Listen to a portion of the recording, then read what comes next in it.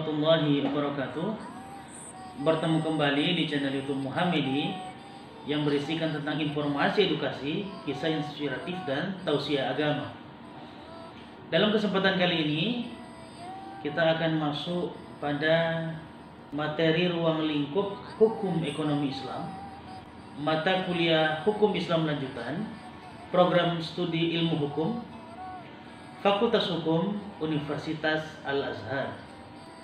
Yang pertama, arti dan ruang lingkup ekonomi Islam. Ekonomi Islam merupakan ilmu yang mempelajari perilaku ekonomi manusia yang perilakunya diatur berdasarkan aturan agama Islam dan didasari dengan tauhid sebagaimana dirangkum dalam rukun iman dan rukun Islam. Beberapa ahli mendefinisikan ekonomi Islam sebagai suatu ilmu yang mempelajari perilaku manusia dalam usaha untuk memenuhi kebutuhan dengan alat pemenuhan kebutuhan yang terbatas dalam lingkup syariat. Beberapa cendekiawan Muslim juga mendefinisikan ekonomi Islam sebagai berikut. Pertama, Hasanuz Zaman. Dia menyatakan bahwa ekonomi Islam adalah ilmu dan aplikasi petunjuk dan aturan syariah yang mencegah ketidakadilan dalam memperoleh dan menggunakan sumber daya material agar memenuhi kebutuhan manusia dan agar dapat menjalankan kewajibannya kepada Allah Subhanahu wa taala dan masyarakat. Berikutnya Muhammad Abdul Manan mendefinisikan bahwa ekonomi Islam adalah ilmu sosial yang mempelajari masalah-masalah ekonomi masyarakat dalam perspektif nilai-nilai Islam.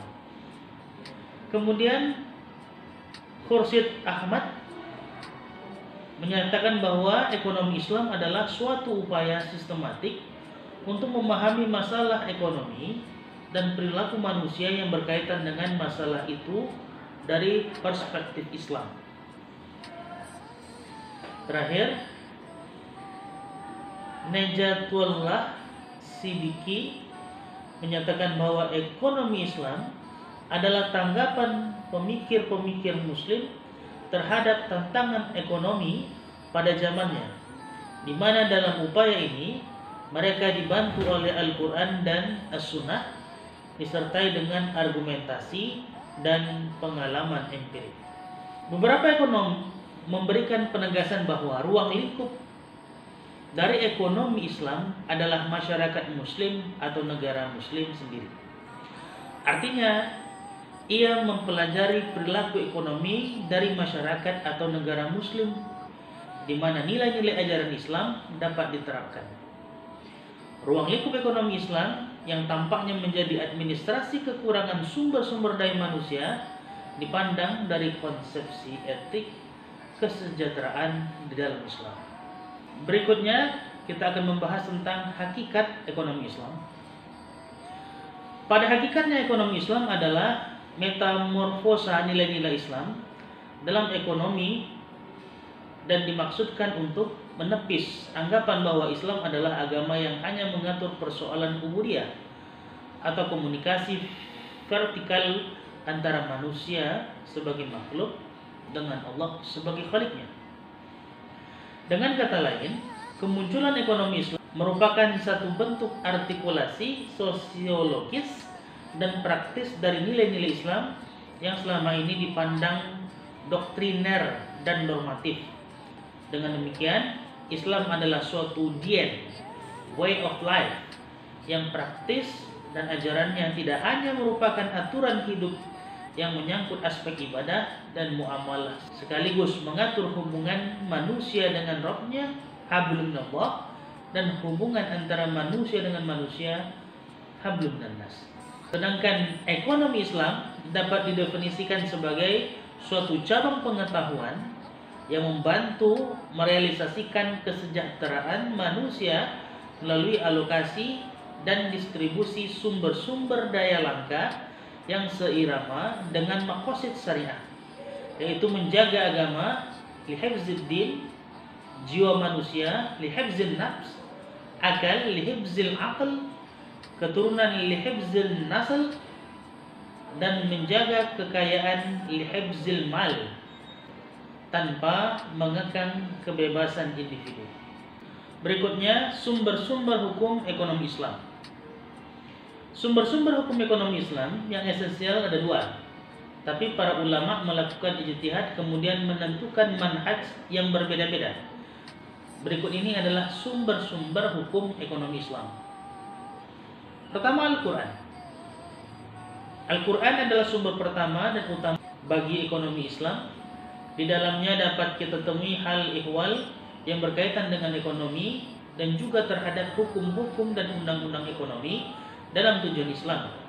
Di antaranya seperti hukum diharamkannya riba dan diperbolehkannya jual beli, yang terdapat pada surah Al-Baqarah ayat 275, yang artinya, padahal Allah telah menghalalkan jual beli dan mengharamkan riba, orang-orang yang telah sampai kepadanya larangan dari Tuhannya lalu terus berhenti dari mengambil riba, maka baginya api yang telah diambilnya dahulu sebelum datang larangannya, dan urusannya terserah kepada Allah.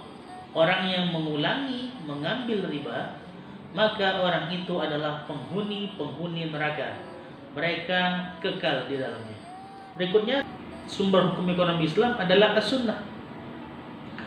As-Sunnah adalah sumber kedua dalam perundang-undangan Islam.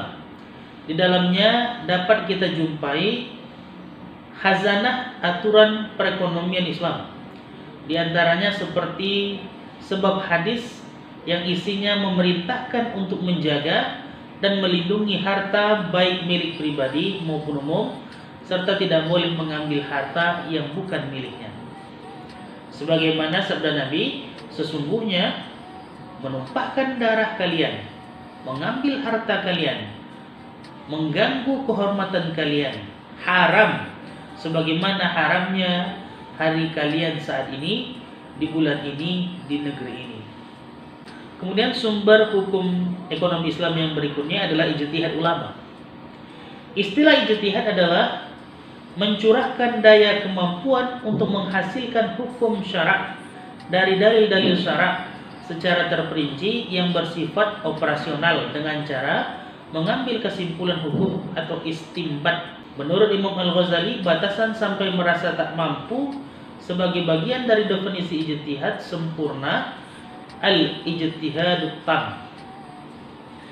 Imam Syafi'i mengatakan bahwa seorang mujtahid tidak boleh mengatakan tidak tahu dalam suatu permasalahan sebelum ia berusaha dengan sungguh-sungguh untuk menelitinya, dan tidak boleh mengatakan aku tahu seraya menyebutkan hukum yang diketahui itu sebelum ia mencurahkan kemampuan dan mendapatkan hukum itu.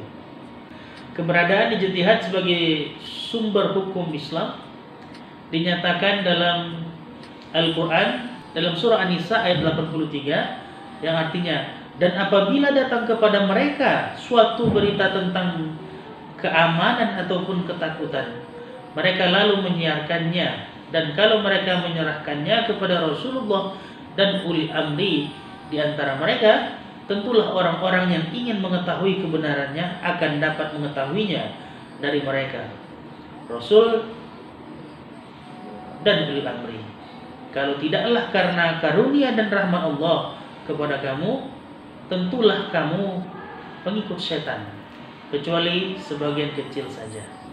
Kita sebagai umat Islam harus mematuhi aturan-aturan Allah Subhanahu wa taala sehingga kita dapat hidup dengan syariat Islam dan jauh dari larangan-larangan Allah. Demikianlah yang bisa kita sampaikan dalam pertemuan kali ini. Semoga bermanfaat. Wallahu a'lam bishawab. Assalamualaikum warahmatullahi wabarakatuh.